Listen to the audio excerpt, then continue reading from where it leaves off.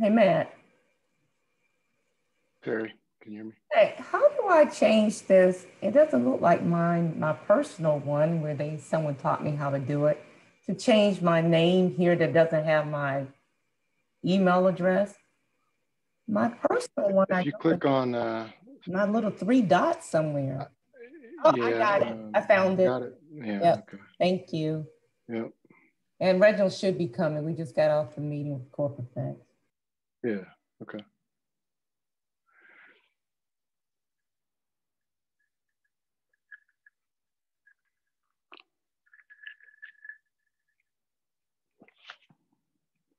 Reg, can't hear you, Reg. Let's see, unmute.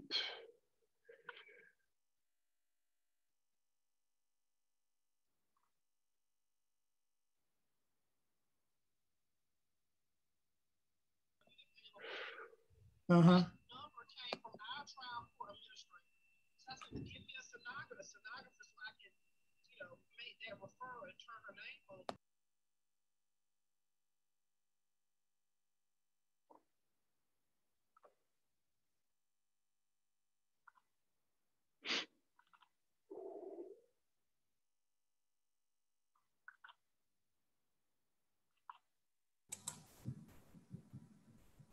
Good evening, Matt. Hello, Wilmer. Hi, I'm sorry for the delay. Were you able to set those questions up in the polling? What questions? I didn't send you questions this afternoon. I don't. Could you look in your? I'll check. Hold on. I have about 5 polling questions for. Maybe I sent them to Matt Walker. Today is possible.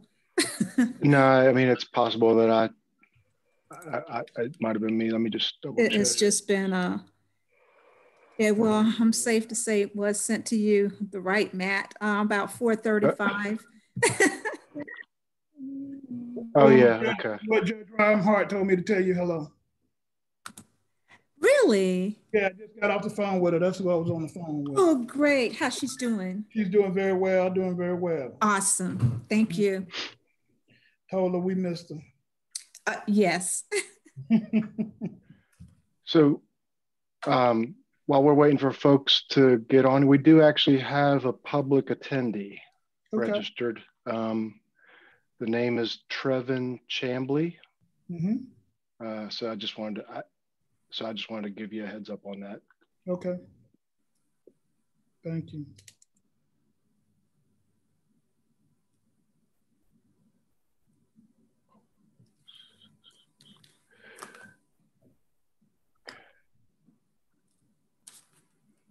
And Matt, you have the agenda and minutes to pull up? Yes. Okay. Very good. I just pulled and I have my presentation on my desktop, and you can coach me through sharing. Okay. Actually, here's what I'll do while we're waiting. I'm going to give you permission. Just give me a second here. Wilmer Conyers. So that will be shared permission so that you will be able to operate the agenda and minutes as well? Well, I just gave you should have had a button pop up on your screen to be able to share. Well, just now. Do you see the share screen option? Yes, I do. Okay. So for your PowerPoint, when we get to that point, you can just share the screen and do that. If you want me to do it, I can as well, just whatever works for you. Right. I need to become more proficient with your coaching. Well, I know it's kind of last minute, but if it works for you, great. If not, I can jump on it. I'm trying. Thank you. At least we have thank you, a backup plan. Yeah.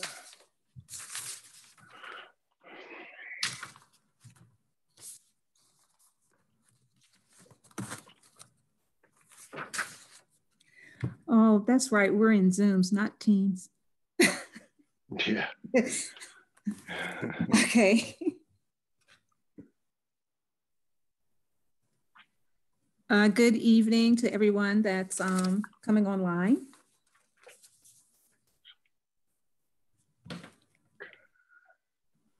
Good evening. Hope all is well. Good. And I see Michelle and Rachel and Carl and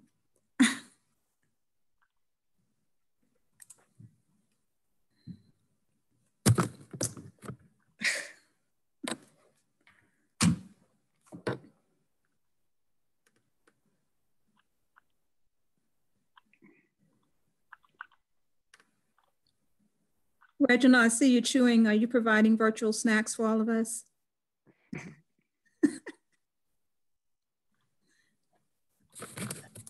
I have not eaten all day. I'm trying to get something in my stomach. It's not good. No, you're right. It's not. So hopefully we won't be long. Good evening, everybody. I know you was probably like, where is he? I'm here. I'm here. Hopefully everybody's doing well. Did we already do like a roll yet? No, sir, Mr. Chair. We have not done a roll call, and we do have a guest, Mr. Chambly, who's a citizen who's listening in the meeting today. Appreciate that. How are you, Mr. Chambly? We will recognize your presence, and we appreciate your presence being here. Ms. Washington, Mr. Chair, it does not appear that he's yet logged on. I just noted that he did register. So he's not yet logged on as far as I can tell,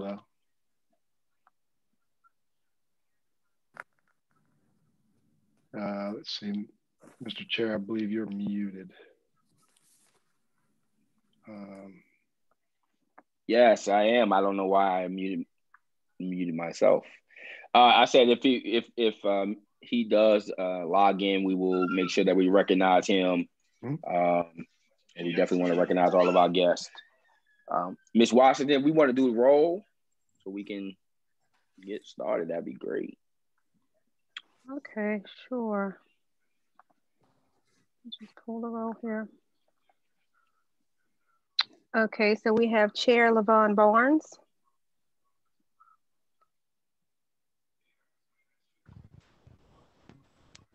I'm present. Vice Chair, Dr. Brian Langelos.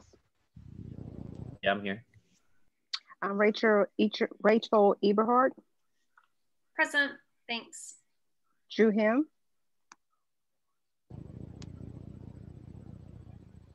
I'm present. Dr. Monique Hosley Hyman.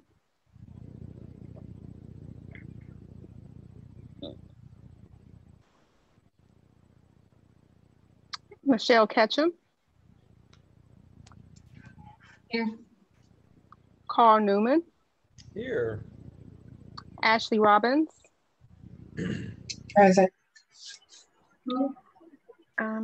Kirish Robanen.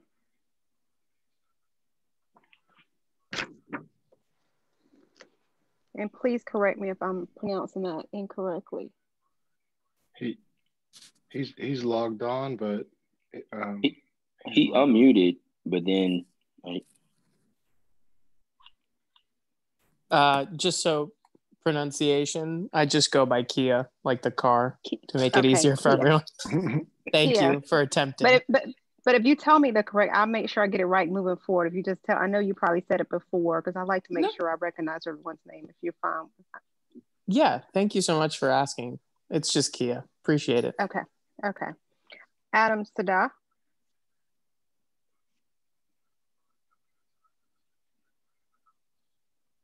Jillian Riley. Present. Alicia Smith Freshwater. I am here. Myself, Janice Washington, present. And then Ebony West.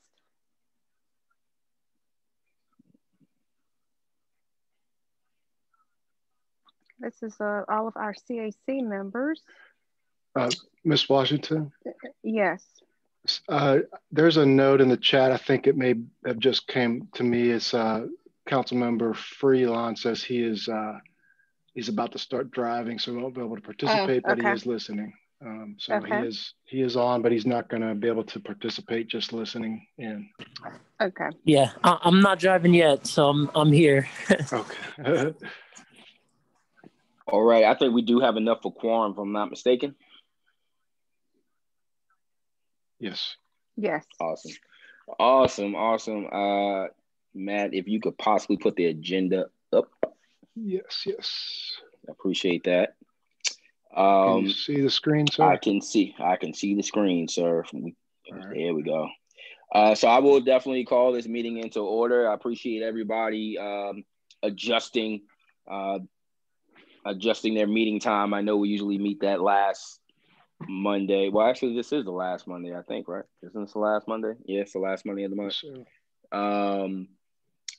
And then just note that November and December we will be meeting a week earlier due to the holidays. But we'll talk about that at the end. I do want to take some personal privilege initially to kind of just talk about the last meeting. I'm a teacher. I teach all different types of students. And I made a mistake in kind of like being culturally insensitive to non-gender folks and how everybody in this body identifies themselves. And I made a comment and I was, in the heat of everything, it was brought to my attention, and I want to recognize that obviously that wasn't done purposefully. And as a leader, you always have to recognize when you have made a mistake and may have offended somebody. And that's never my intent, but I definitely wanted to make sure that the body knows that that it was blaming on the head, not the heart, when it came to that comment, and that I will make sure that I'm more sensitive and more appropriate in regards to how I talk about the body, because not everybody identifies as one or the other. And so I just wanted to put that out there as a personal privilege that was brought to my attention, and in turn, I wanted to make sure I addressed the body this evening on that. So I will go right into the second action item that we have, which is the September minutes. Hopefully you guys got those minutes and looked over those minutes. And if there's nothing wrong with the minutes, I would like to receive a motion to adopt the September minutes. So moved. This is Jillian. One moment, please. This is Ms. Conyers, and I would just like to offer a few modifications, if I may. Yes, ma'am. In the first paragraph, where it lists all the members present, can we insert a comma behind Mr. Sadeh's name and remove the period?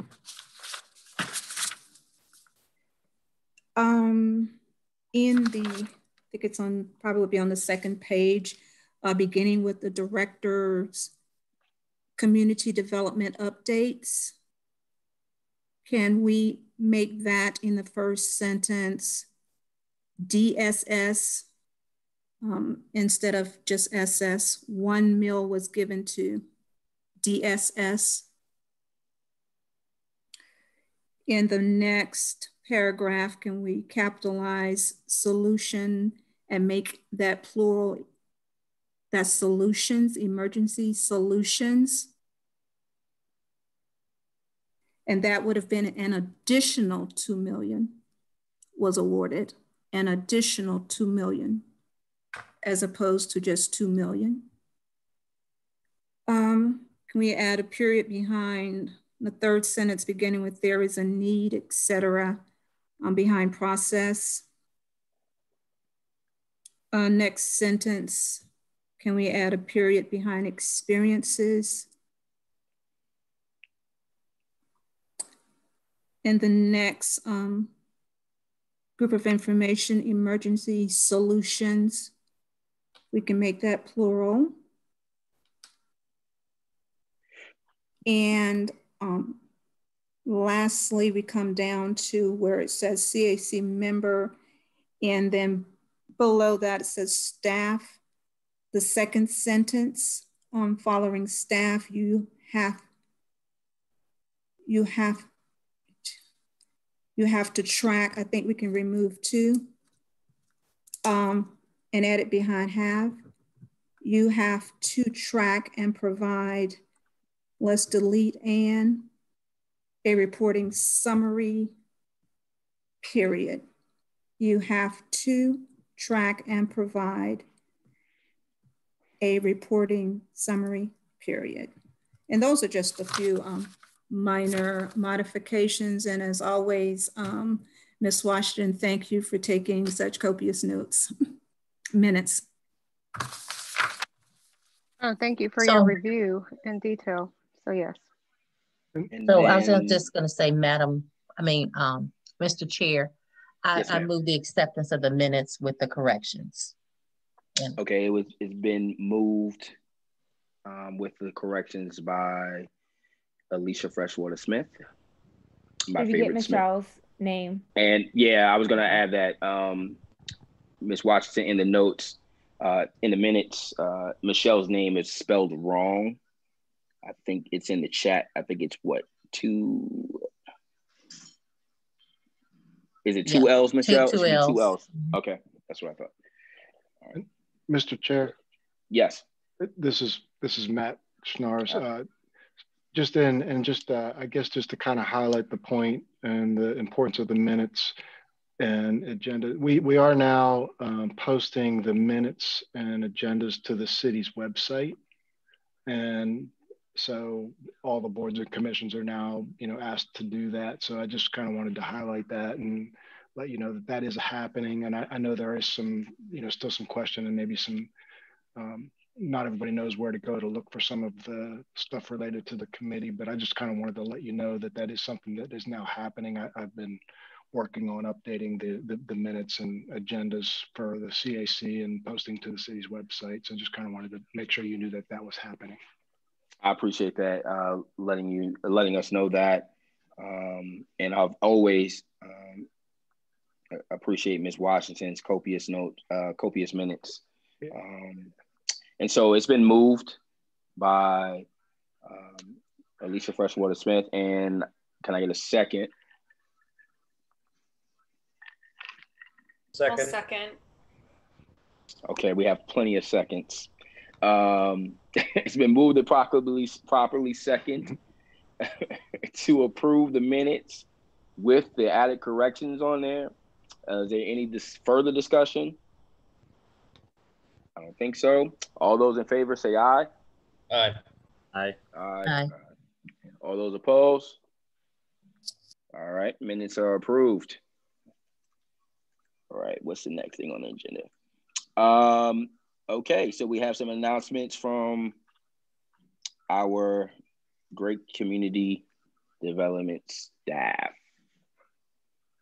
So I'll leave that up to, I think, who was doing that? Was that Matt or was that Mr. Johnson? I forgot.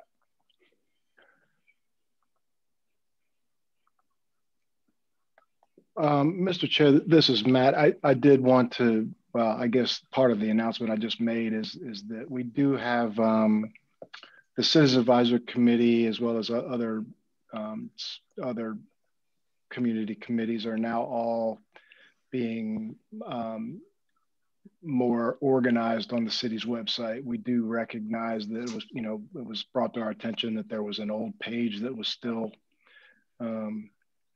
up and available that was came to our attention in the executive committee meeting, and I did send a note to the clerk about that, and I'm not sure if they've been able to rectify that yet, but that is something that is occurring, and I did agree to get to the CAC members sort of some of those links to where those meeting information is, as well as the calendar for you know, those members of the community that would like to participate in these meetings that are public meetings. Right. So I did agree to do that. And what I'll do is I'll follow up with, you know, with this as part of the report out in the minutes for this meeting. I'll make sure that Ms. Washington has that to include the links to where those are. And then just, you know, just let you know that if there are questions about how the public can be more involved in the committee and participate in these virtual meetings, that you know, we have that available. Okay, awesome. Ashley, I think I want to recognize Ashley for bringing that to my attention. Ashley, did you have any further comments or suggestions, or did we answer that on the email back? That I think I sent an email back to you based on your questions. Yeah, that covered it. I was just I had noticed that the information seemed like a couple of cycles back, and different folks in the community were inquiring about how to be more involved. So since we're, you know, virtual, I just wanted to make sure folks that wanted to participate had the opportunity to. Awesome, thank you. Mr. Chair, if I could just also offer, you know, if there are any members that see anything that doesn't make sense on, you know, the website as it relates to the CAC, or any confusion about how to sort of access certain materials that are related to the committee, you know, feel free to reach out directly to me, because I'm quite sensitive about making sure that we have the information about the CAC accurate, and, you know, that folks are as clear as can be about the committee and about, you know, how to be involved. Thank you. And again, I appreciate your due diligence on that. And I would implore the members of this body to invite residents of our community to attend our meetings. I think it's important that they know what is going on.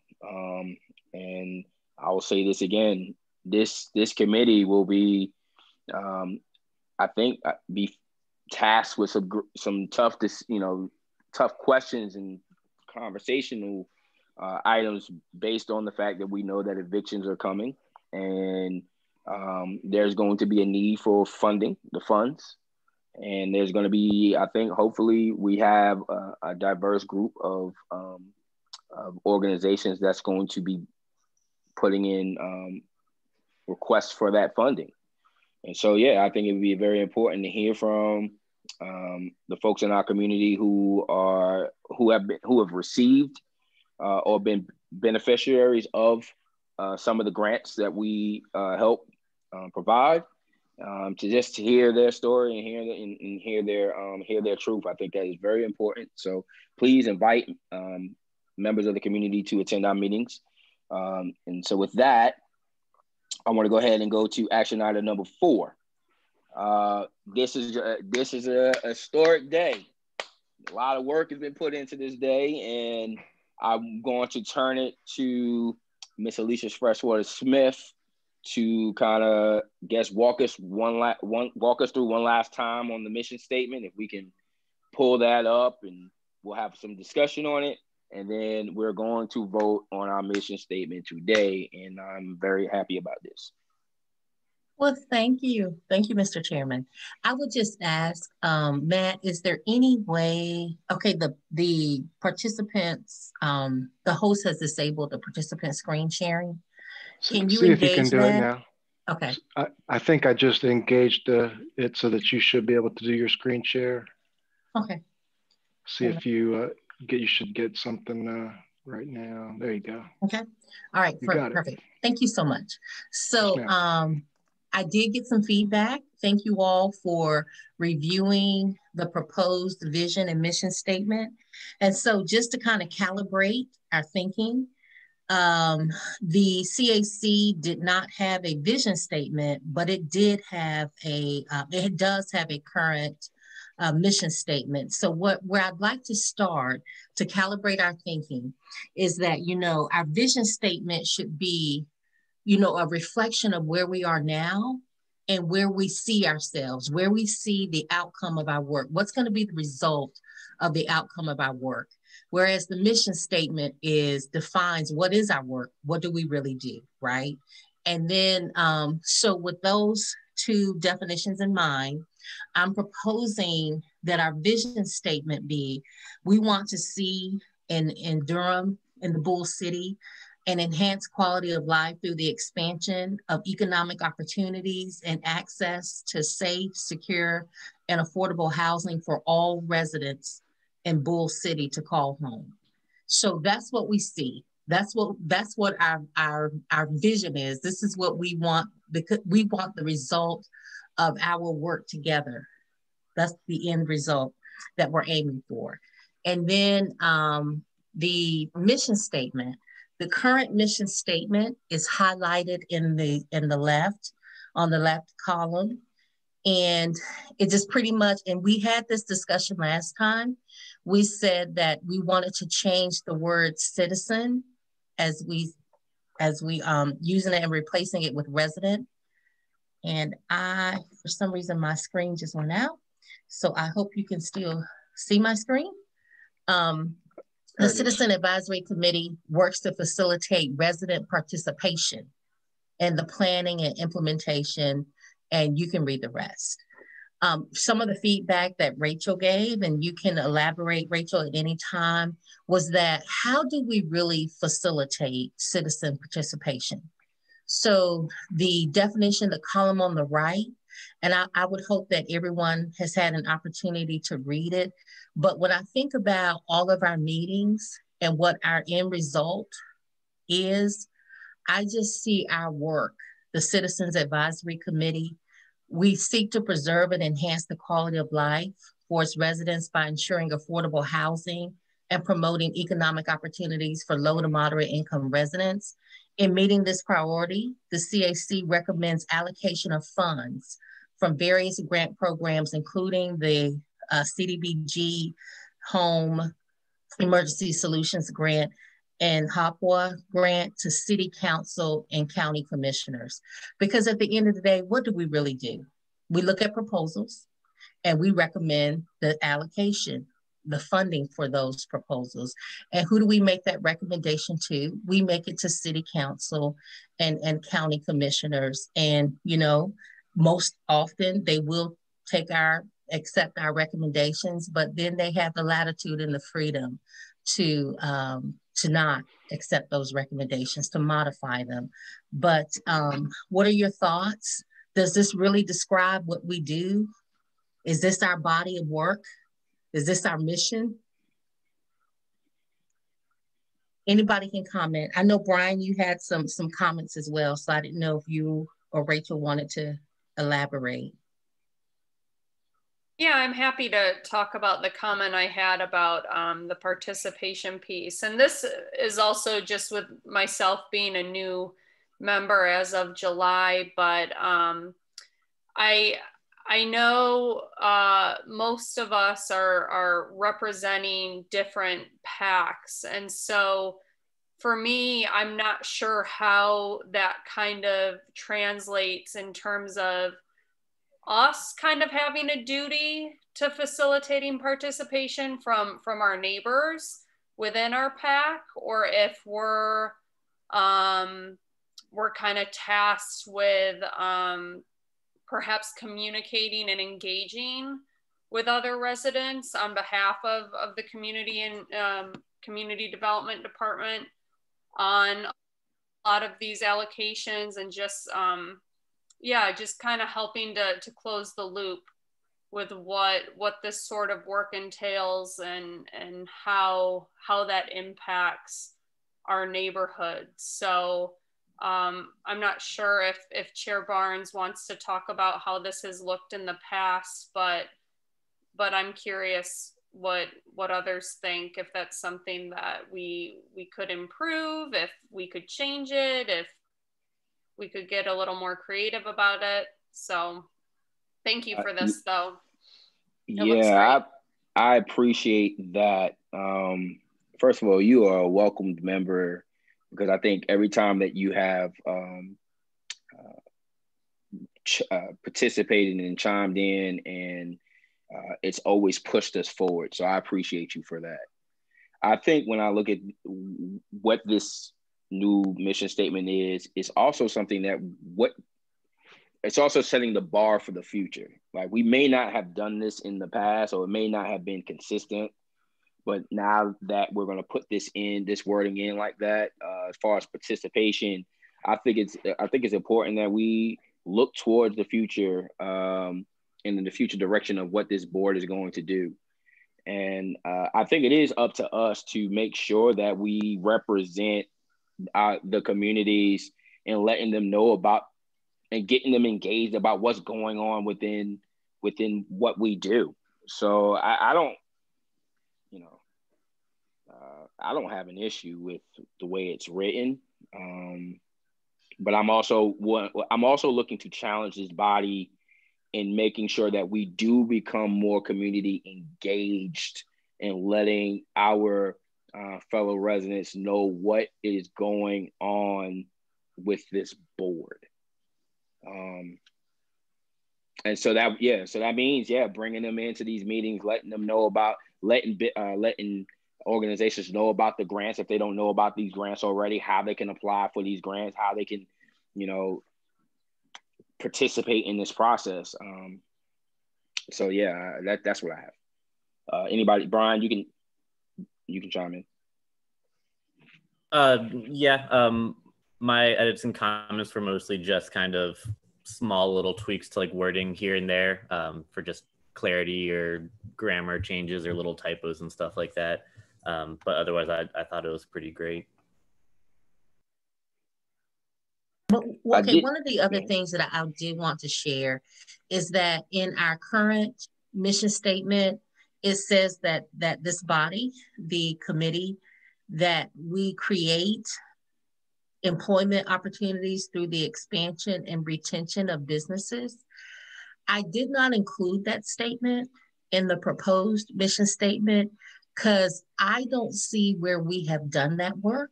Does anyone disagree? I mean, based on the actions that we've taken, the grants we've reviewed, do you feel like that's a critical part of our mission? Do we really do that? Can you repeat that line one more time? The line is the last statement in our proposed, and it says right here that it talks about the CDBG program, working to ensure decent, affordable housing, to provide services to the most vulnerable in our communities, and to create employment opportunities through the expansion and retention of businesses. So that really talks about the mission of that grant. But as far as that being a mission of the Citizens Advisory Committee, I mean, we're I don't know, we're not doing anything to promote, create employment opportunities and to expand and retain, businesses, are we? I would like to lean on Mr. Johnson on that one. Mr. Johnson and Ms. Conyers.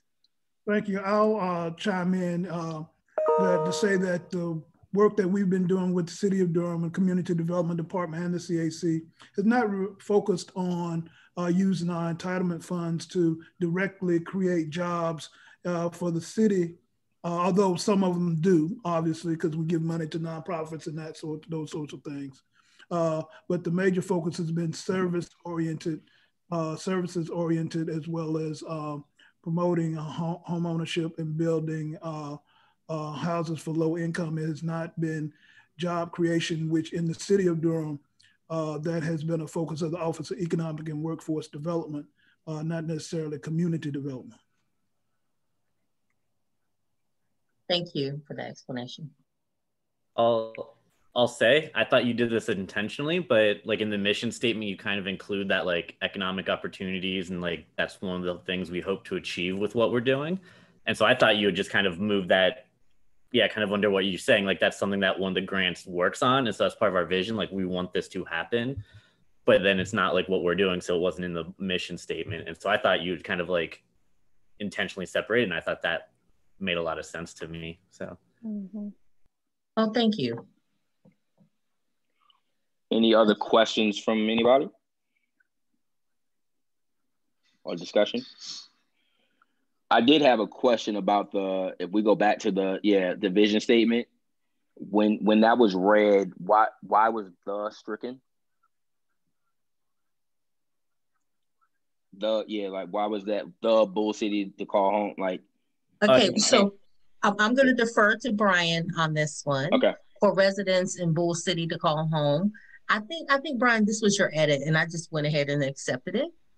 Yeah, I don't think you need the there. Like if you, okay. I don't think you'd say like in the Durham to call home, and so Bull City is just an alternative to Durham, really. Oh, okay, I get it. Okay. Brian is right as a grammatical point. That. But I would also accept we changing it to the Durham to call home. So the Durham. So this is Jillian. Just want to say great job. I think the proposed mission statement is literally exactly what we do. So you captured that really well.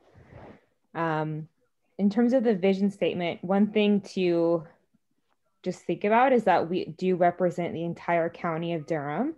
So that includes Bahama and Rougemont, not necessarily the Bull City. I don't know if we necessarily actually give grants to, Bahama and Rougemont and other areas of Durham County. But I do think it's important to reflect that we are a county wide advisory group, not just the city. That's a good point. Do you have a suggestion on how to reword that, Jillian? You want to go up? Yeah, we can go back up to the vision statement. I'm sorry. To the vision statement. Yeah, for the vision statement. Yeah. The vision statement. Okay. I think Bull City is cute, but I would just say for all residents in Durham County to call home. For all residents in Durham County. Okay.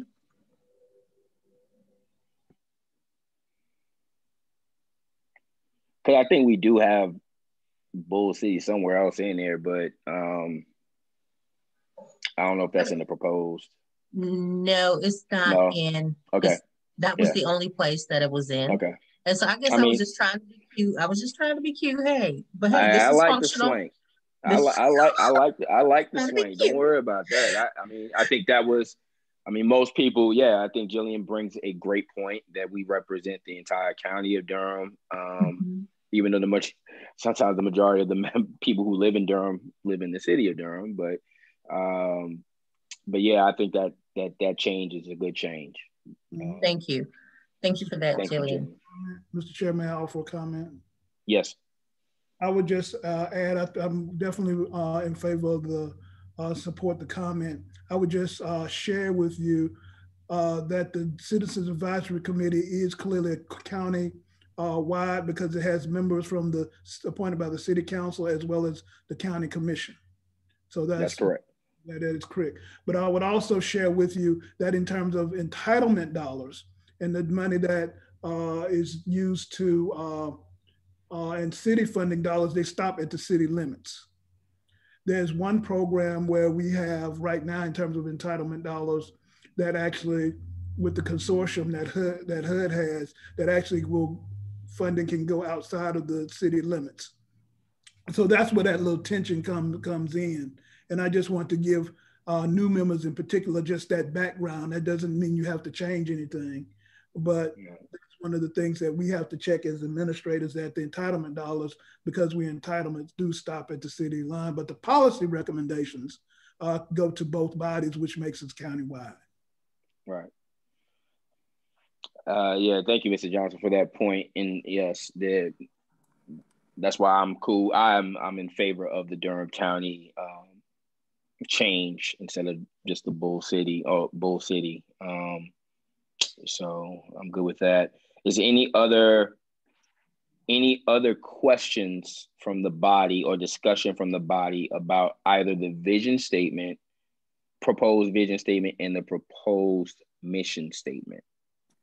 This is Ms. Conyers, and yes, ma'am. It's been a great job, the work that has been done on the vision and mission statements. And could we just move up the screen a bit so we can see the proposed mission statement, all of it. Or maybe I need to. There we go. Bear with me for a second. I think because there are times that we call upon the CAC to provide input and also energy and effort with respect to funding that is not necessarily entitlement funds, that being sometime bond or some other special HUD funding. I would like to suggest, so for consideration, that we go with including but not limited to the community development block grant, et cetera, and that way it encompasses and covers any and all funding that might be applicable at the time we seek input from the CAC. It's just a suggestion.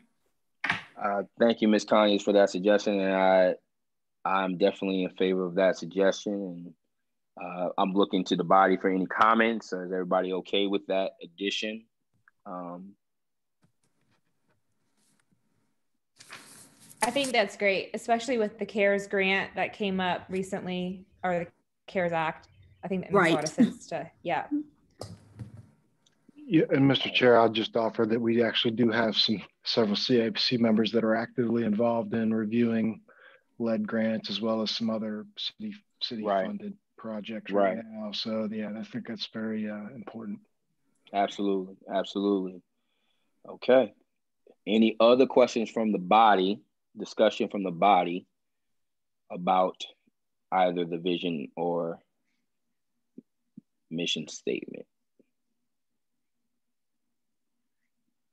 Okay, this is a big day. And this is one of the first things I was tasked as chair to make this happen.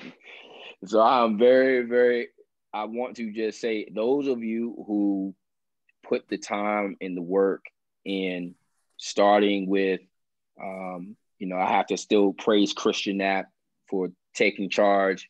And then I have to definitely praise Alicia Smith Freshwater for closing the door.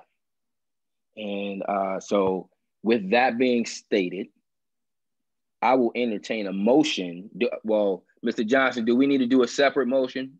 One for the vision and then one for the mission? I would ask that question to you. I would recommend doing two separate motions. All right, thank you, sir. We will start with, I will entertain a motion for the adoption of the proposed vision statement of the Durham Citizens Advisory Committee.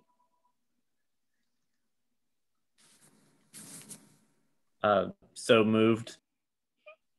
It was moved by Dr. Langloss. Can I get a second? Rachel, second. Awesome. It has been moved and properly second. Any further discussion or unreadiness? I hear none. All those in favor of approving the new vision statement, please say aye. Aye. Aye. Aye. Aye. All those opposed? None. Ayes have it. We have a new vision statement. I will now entertain a motion for the long-awaited proposed mission statement for the Durham Citizens Advisory Committee. This is Jillian, so moved. It's been moved by Jillian Riley. Can I get a second? Second. Second by Dr. Brian Langloss. Any discussion on unreadiness? Hearing none. All those in favor of adopting our new mission statement, please say aye. Aye. Aye. Any opposed? I hear none. Congratulations to this body. We have finally passed a new vision and mission statement.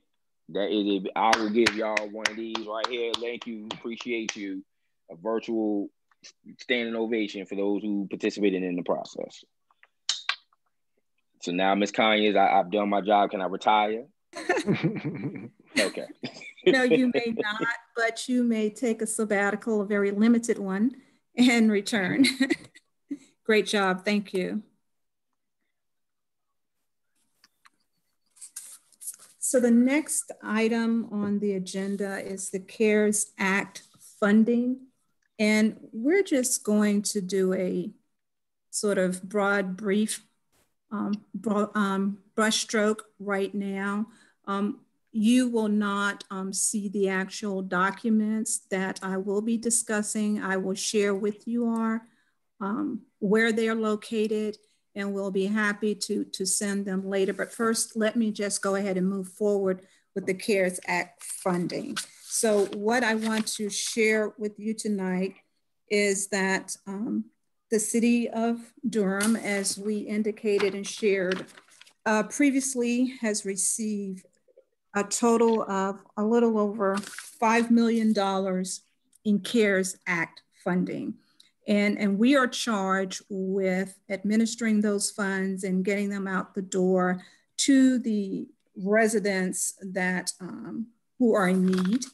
And so first, I want to share with you that in order to properly administer these funds, we have to do what is considered an amendment to one of our plans. And in order to do that, there are certain steps that we have to take as it relates to our citizen participation plan.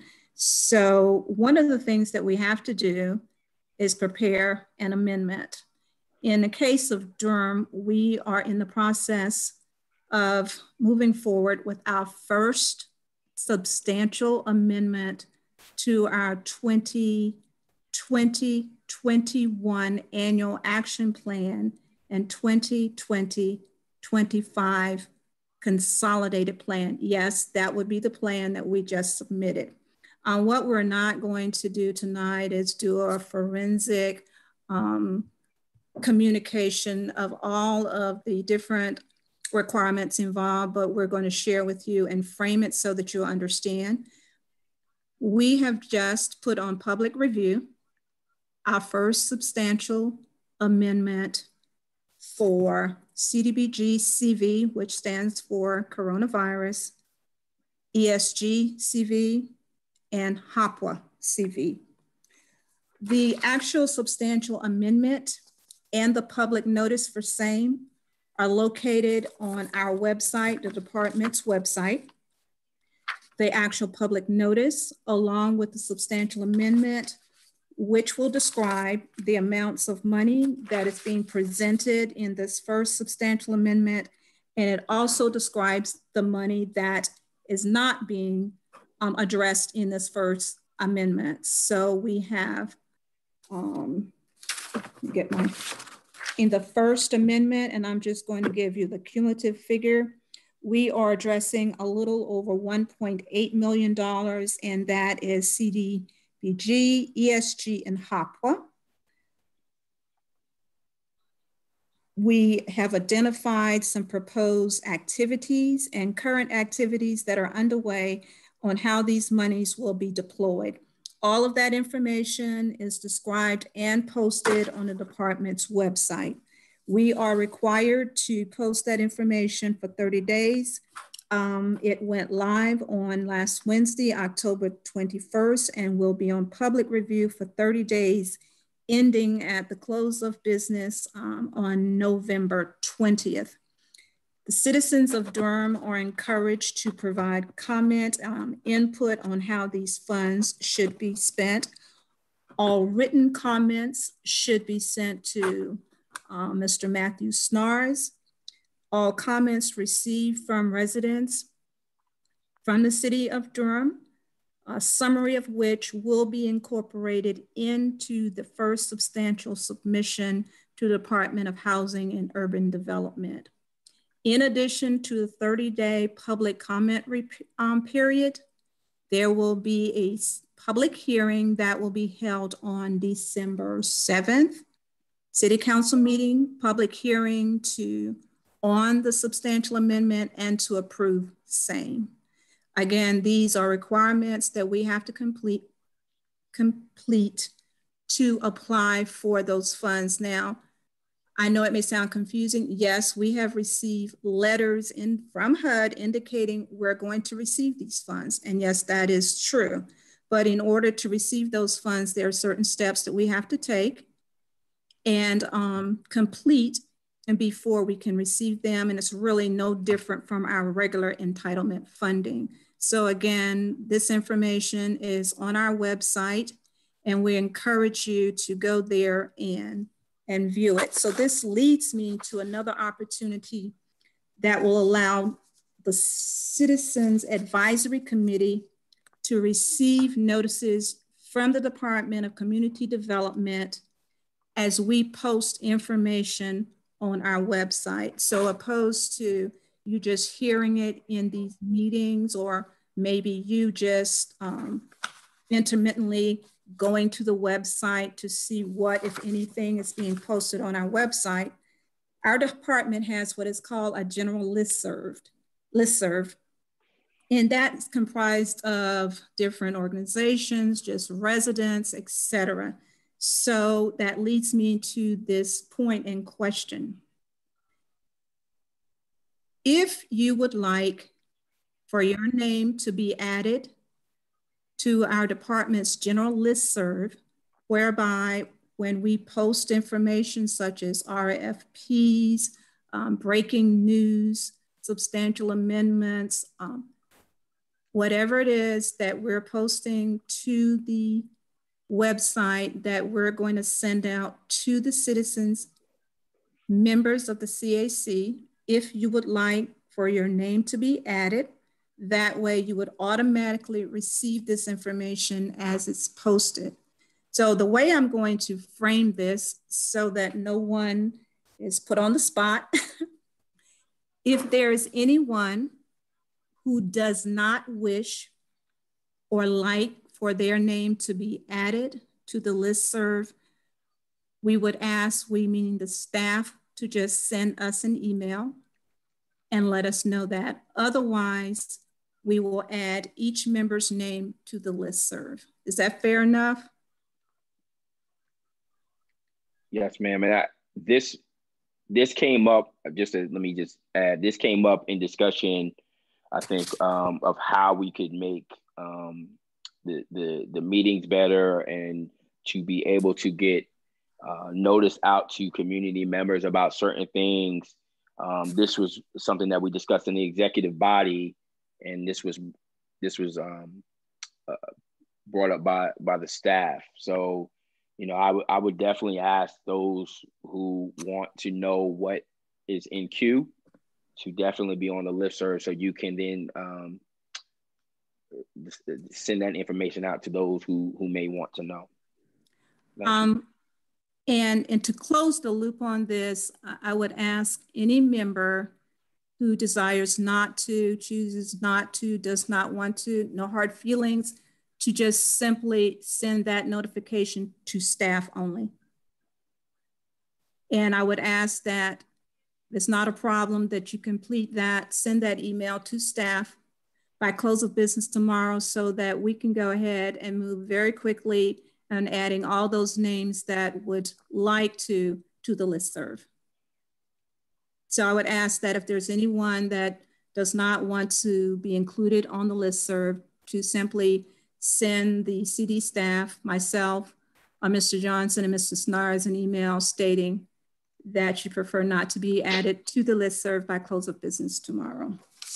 Ms. Raleigh has a question for you, Ms. Conyers. Yes, sir. So just to clarify the goal, you know, being added to a listserv in order to help outreach, perfectly fine for me.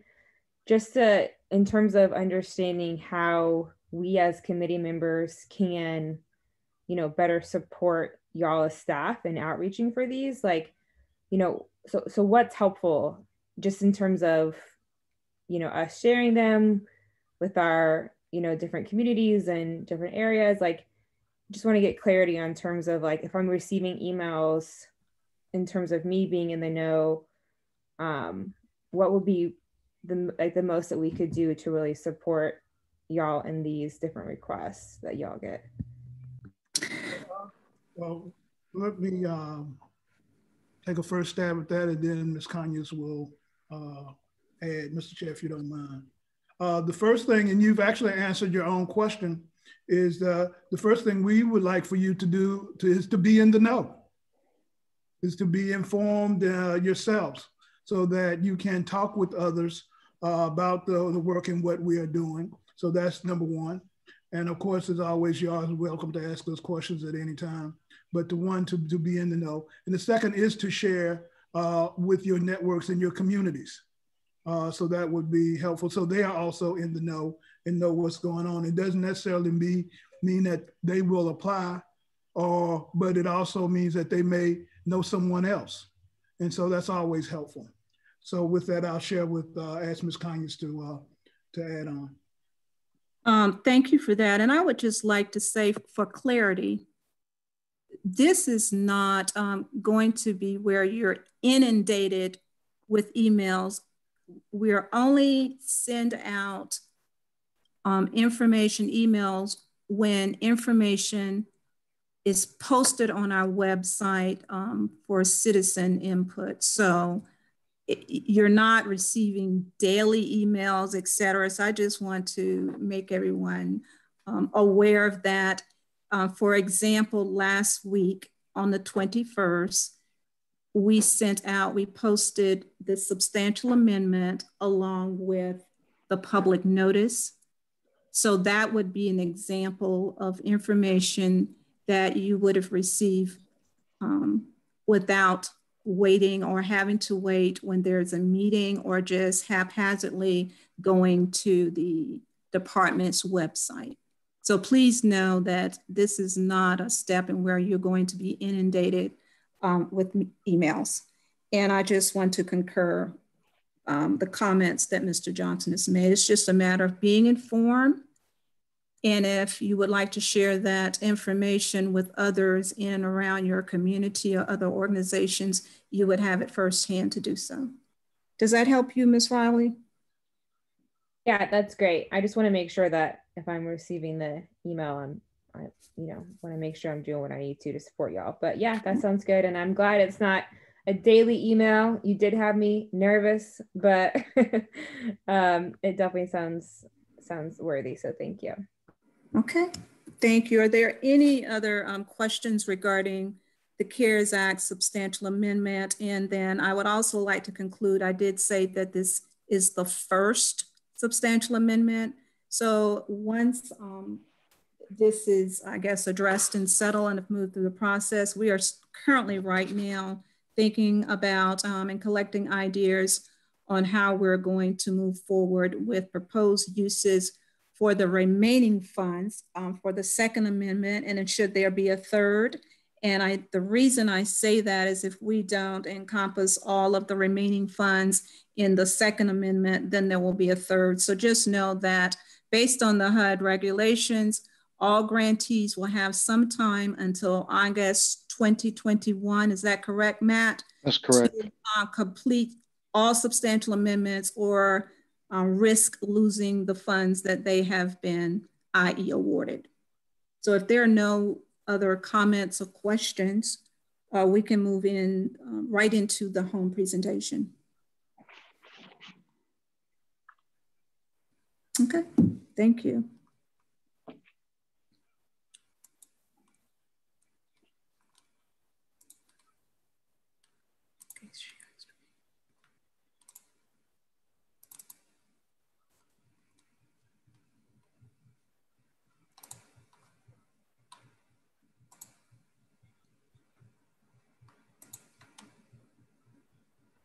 Slideshow. Okay, thank you, Matt. You know what I was looking for, right? Yep, I got you. There you go. See, that's my fine and esteemed colleague. He reads my mind. You got it. Thank you. So tonight we have covered thus far the Community Development Block Grant Program. In our previous meeting, we covered the Emergency Solutions Grant Program. Tonight, we're going to give a brief overview of the Home Investment Partnerships, and that's the arrow on my part, program, and we'll make that, that correction. A brief overview of the home program. So I think I've shared with you, I started my career in 1998, just yesterday. And one of the easy ways that we would apply the acronym HOME is called Home Ownership Made Easy. And again, that's just a trivia question in case you're on Jeopardy or something like that. But it really is just Home Investment Partnerships Program, HOMES. So we're going to cover just a few key points regarding the program. So the Home Investment Partnerships Program was created by the National Affordable Housing Act in 1990. So it came later after the Block Grant Program. It is the largest federal block grant program to states and local governments. And it's designed exclusively to create affordable housing. Initially, when the program was formed, administrative funds was not a part of it. That came a little later.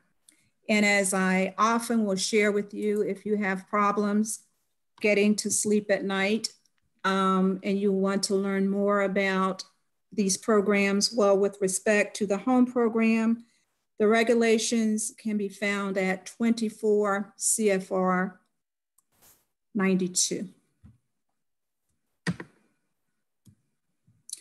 The congressional intent of the program is identified on the screen. Number one, it's to provide decent, affordable housing to lower income households, to expand the capacity of nonprofit housing providers, because they are our partners. We need the nonprofit housing providers to help us to administer these funds. Number three, to strengthen the ability of state and local governments to provide housing. And certainly we never have enough funding. So the intent is to use these funds to help leverage private sector participation.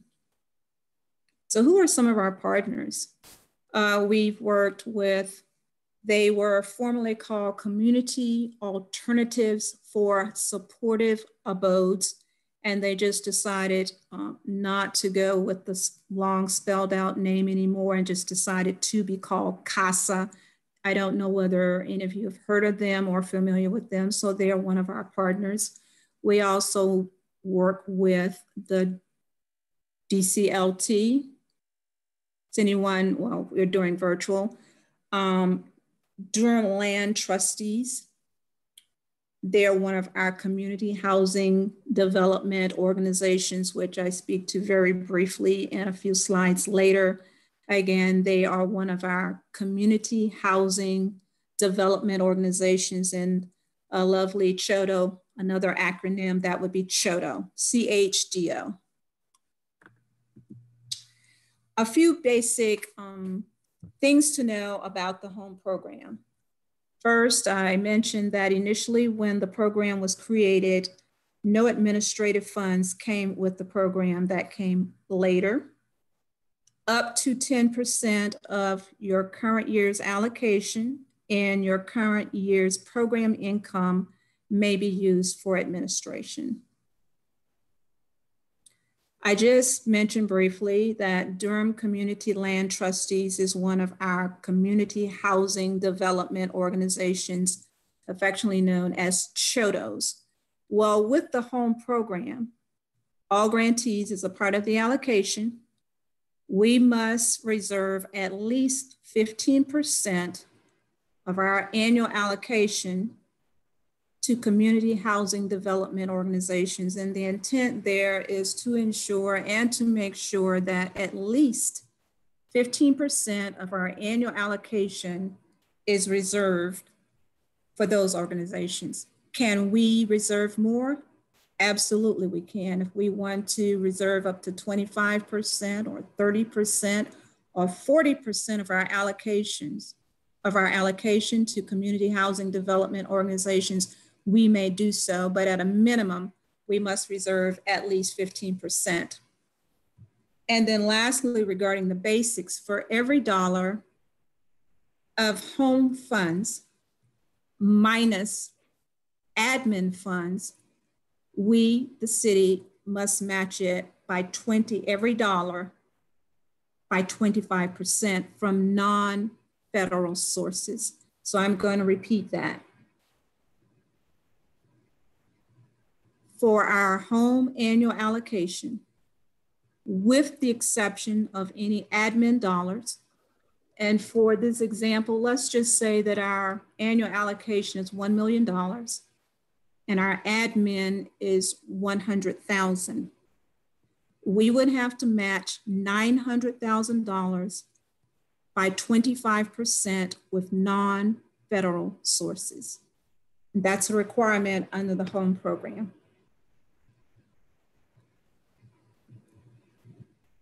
Income limits, yes, they are required.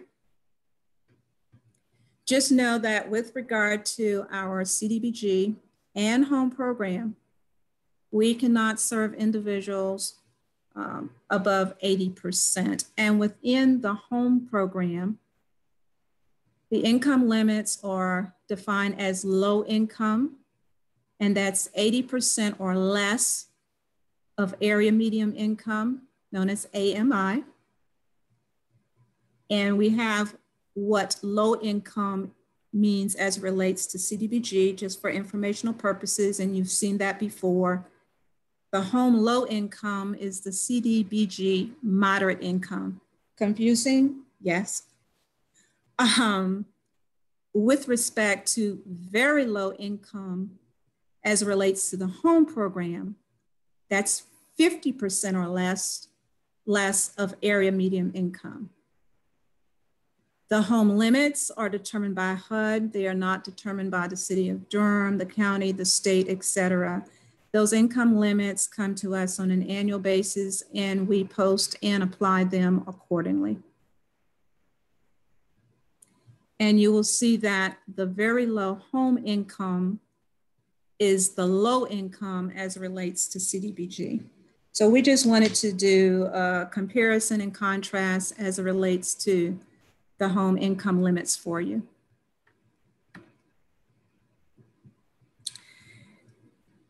We showed you this 2020 home income chart when we did the CDBG presentation. So just know that we use the home income limits straight across the board for all 4 of our entitlement programs. That would be CDBG, home, HAPWA, and ESG.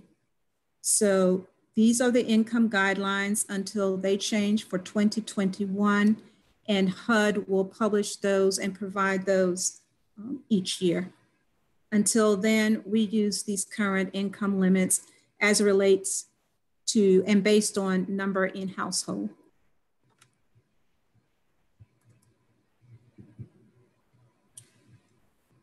While there are quite a few eligible uses for the home program, on this particular slide, these are some of the major types of eligible home funded activities. Major mean mostly use, and that would be homeowner rehab, home buyer activities in the form of a direct assistance to home buyers, or home buyer housing development projects. So you see that direct assistance to home buyers. That can be done in the form of down payment assistance or, yes, down payment assistance to home buyers is one way that residents can receive direct assistance under the home program. And at one time, the city of Durham did have a had a very thriving and active down payment assistance program. And that is something currently underway that we will return to a down payment assistance program. It's also highly used for rental housing activities. And then lastly, tenant-based rental assistance, which we refer to as TPRA. And also the city is underway. We're planning to return to our substantial rehab program as well. And I believe when the program was in effect some years ago, we would provide or could provide up to, I think it was approximately $40,000 in assistance to rehab a home. And of course, there are also oftentimes latent defects, and it's possible that assistance could go slightly above $40,000, but that's only really to cover those defects that could not be seen at the time the scope of work was done. And we made some very special allowances and amended our home program as it relates to rehab when we were doing rehab in the south side area. We went well above $40,000, but the intent behind that was everyone's home everyone does not want their home to be razed. And so in order to save the home and rehab it, we made some special modifications to our substantial rehab program in order to lift that $40,000 cap and to basically expend the necessary funds to bring that house up to standard.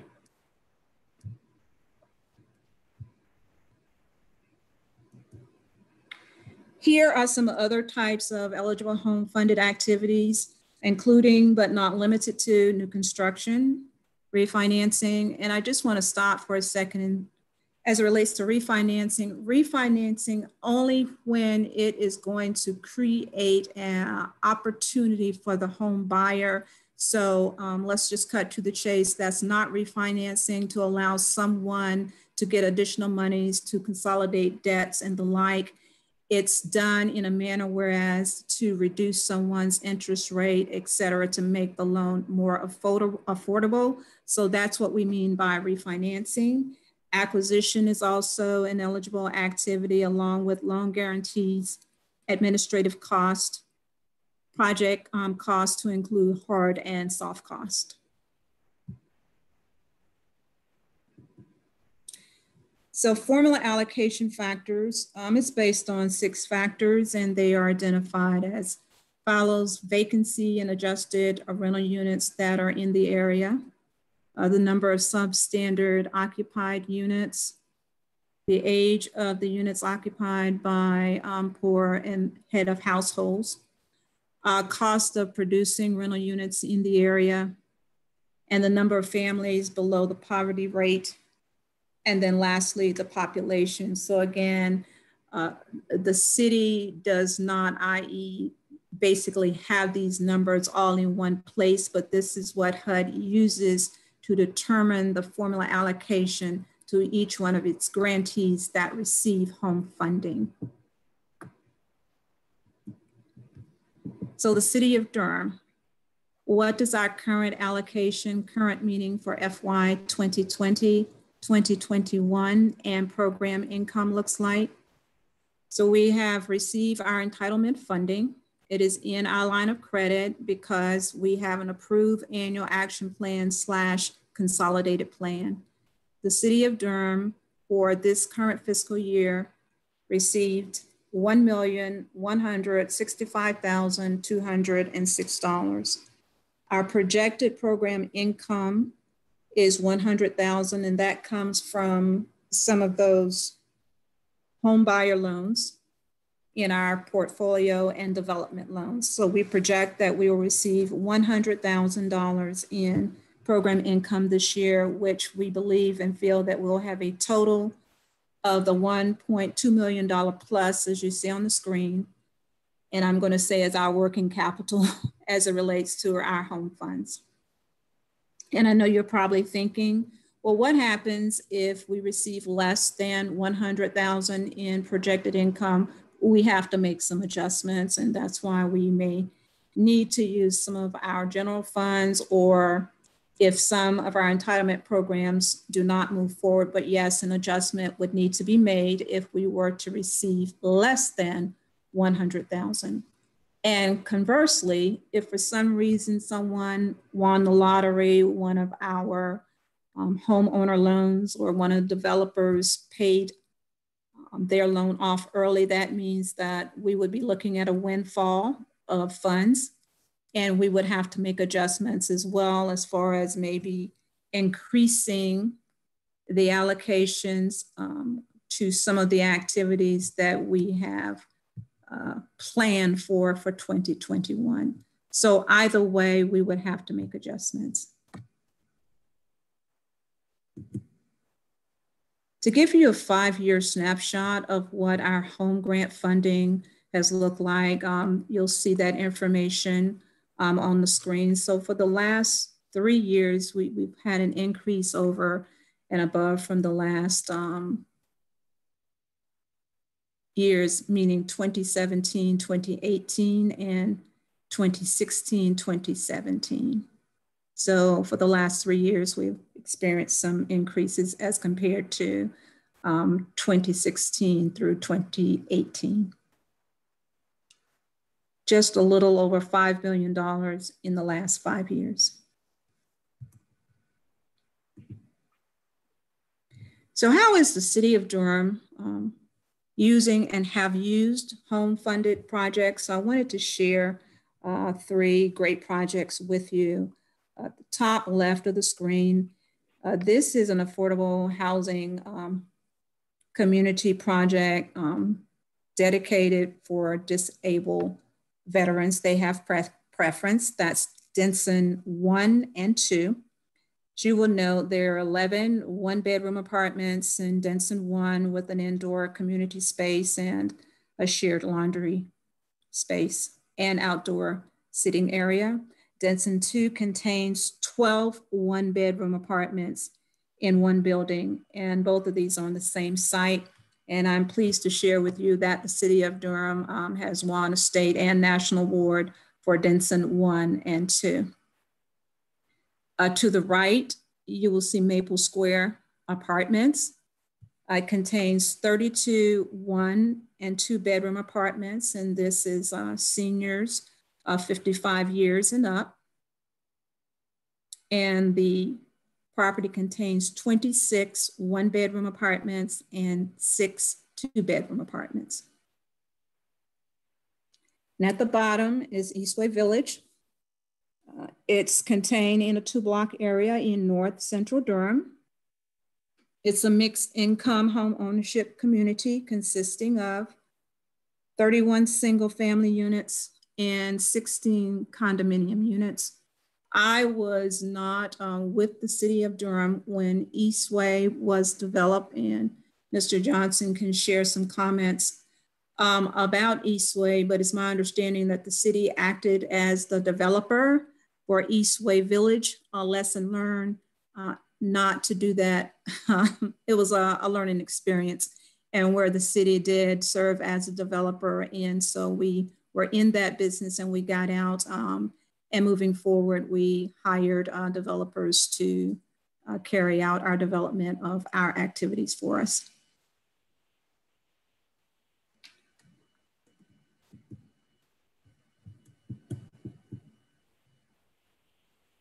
So if you would like additional information, more in-depth, more forensic accounting, excuse the pun, regarding the home program, you can always go to the HUD Exchange. You can find all information regarding our community planning and development programs at the HUD Exchange. More specifically, you will note where you can find information regarding the home program. And yes, I do have a few questions for you. Matt, were you able to set up the polling questions? Yes, I was, and I'm going to launch them now. Very good. All right. Are they showing up on the screen? I see them. Yes. Okay. So we're going to just give you a few. I'm sorry. Go ahead, Matt. Go ahead. Go ahead. Yeah, everyone should see them on the screen.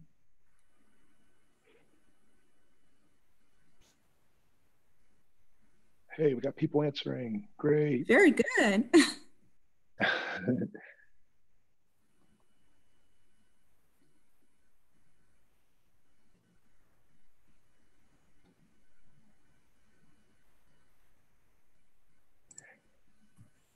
Got 4 people voted. I'll just read them out in case folks can't quite see it. The first question is, the City of Durham's FY 2021 home allocation is $2 million. True or false? Question number false. 2 says, an eligible home activity must meet 3 national objectives, and that's true or false. Number 3, the home program was created by the National Affordable Housing Act. True or false? And number 4, home regulations are located at 24 CFR 24 Part 92. So it looks like we got 7 people that have completed voting, and we'll give it another 30 seconds. Matt, that last question wasn't on there. A grantee may use up to what percent? I don't think that question was on the. We're missing number 5. Yeah. Okay. Number 5. So we get a freebie. We get a freebie. Sorry, Miss Conyers. I did the best. Is that how you grade your class? Listen, if it's teacher error, it's 2 minutes. It's still student error. So they. The data entry error. Not a problem. We're just going to have a brief little discussion regarding each one of these, and thanks to everyone for your participation. The City of Durham's 2020-21 home allocation was right at 1.1 million, so that is false. We just talked about a projected income of 100,000, and we showed you that figure, so that is false. And we had 71%, great to get that correct. Number 2, an eligible home activity must meet 3 national objectives. That is false. That's relates to the Community Development Block Grant only, CDBG. Just know that with the home program, basically with the exception of admin, all dollars must result in a home opportunity for individuals. It must. With the exception of admin, you don't have the flexibility that you do with home that you have with CDBG. And so what I mean by that, you cannot use home funds for public services and et cetera. And so to further expound on the comment with regard to home, that for every dollar that you spend, with the exception of admin, it must result in a home opportunity for a low and moderate income individual.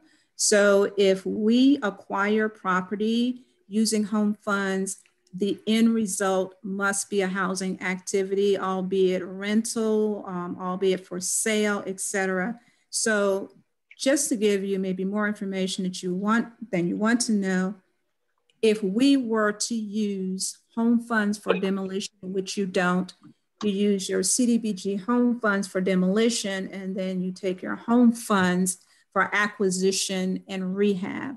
So if we were to use home funds for demolition, we would have to come back and create some type of housing opportunity for a low and moderate income citizen. And I just want to share the difference in how you use CDBG versus home funds. Moving on to number 3, the home program was created by the National Affordable Housing Act. We've got 100% correct on that, and that is great. And then The regulations, the home regulations are located at CFR 2492. That is correct. True.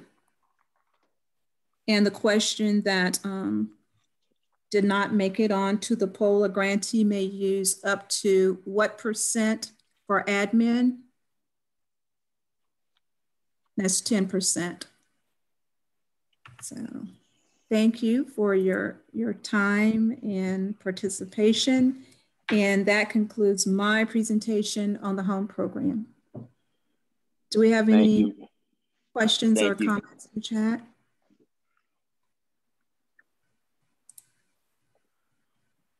I don't see anything. Thank you, Ms. Conyers, for that thorough and detailed discussion on home. Appreciate that. And if you guys have questions throughout, you know, at any point in time, Ms. Conyers is always available for an email or Matt, or, you know, if you have any questions about any of the programs. You already covered the listserv, so that's great. So the last, I'm going to go right into action item number 8, and that is just a reminder about the racial equity survey that I did send out, that the city is asking us to, only to the city, I think I only sent it might have sent it to only those folks who are appointed by the city, but I might have sent it to everybody. It's important to fill out that survey, and if you haven't done so already, please go back through your emails. If we need to re-email you that link, maybe Matt may have it and you can knock it out. Sir. It'll take all of like a few minutes of your time to fill out that survey. And so, yeah, hopefully you guys have done it. Last thing, any announcements? For the minutes, I did receive a message from Adam. He was not able to make it, an email message from Adam, so we can give him an excuse for the minutes, Ms. Washington. And only announcement I have is we're 8 days away from an election. Hopefully you have a plan to vote. Hopefully you're bringing people to vote. It's critically important. Our lines have been really, really good as far as at each of our polling locations. It just depends on what time you go, that you might be in and out in 15 minutes. So if you haven't had a plan to vote, please, you have until October the 31st to register and vote. And then obviously you have to go to your polling location on November the 3rd. And there's also a tracker for wait times. If you go on the County Board of Elections website, there are the links for what's the shortest wait time, and also for your absentee, if you've done an absentee ballot, ballot tracks is a unique thing that we're using in regards to tracking your absentee ballots, and so you know that your vote counts. So that's the only announcement I have. Any other announcements for the day? Mr. Chair, I just note that there's a couple of notes in the chat about the voting. There's the link to the link to the wait time, et cetera. So just want to bring that to the attention. Appreciate that, Kia. Appreciate that very much. I do have a Yes, sir. Dr. Hyman did join the meeting late. That's number 1. And then 2, we do have another review panel for the lead grant. And so we're looking for a CAC member to volunteer to serve on that panel. Matt will be sending out an email, but if somebody's interested, they can let us know now. But if not, we haven't decided on the times just yet, but it will be upcoming, probably the next few weeks.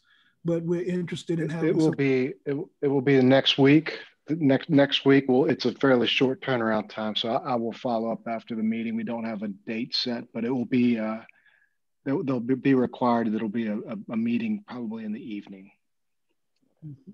So awesome. Absolutely, Mr. Johnson. Go ahead. Just want to encourage. We've had some great success with CAC members and volunteering, and we want to continue that. Actually, we had a CAC member that was a member of a panel today. And so we're very thankful and appreciative of your support and in that regard. And I ditto that, man. I appreciate the body's willingness to be a part of those groups. Matt, you had something? And we do have, Mr. Chair, we do have actually two members, Kia and Dr. Langloss, are both on panels for the next 2 days, the next 2 evenings. So just wanted to make note of that. Appreciate you guys again, represent as well. And I know that you will. Other than that, I don't have any. Oh, the next meeting will be, I think, November the 16th, if I'm not mistaken. November the 16th is our next. It's a short turnaround. That's correct. Correct. Okay, so that's correct. So November the 16th, we'll see if I survive my birthday weekend. Maybe Brian might chair that particular meeting. I don't know yet. It depends. My birthday's on the 13th. I got to get through that. But other than that, I will take a motion to adjourn, and I will see you great folk on November the 16th. I'll take a motion. Thank you. Mine is the 10th, so fellow Scorpio. That's right. Scorpio season right now. I heard that motion to adjourn. Only Scorpio.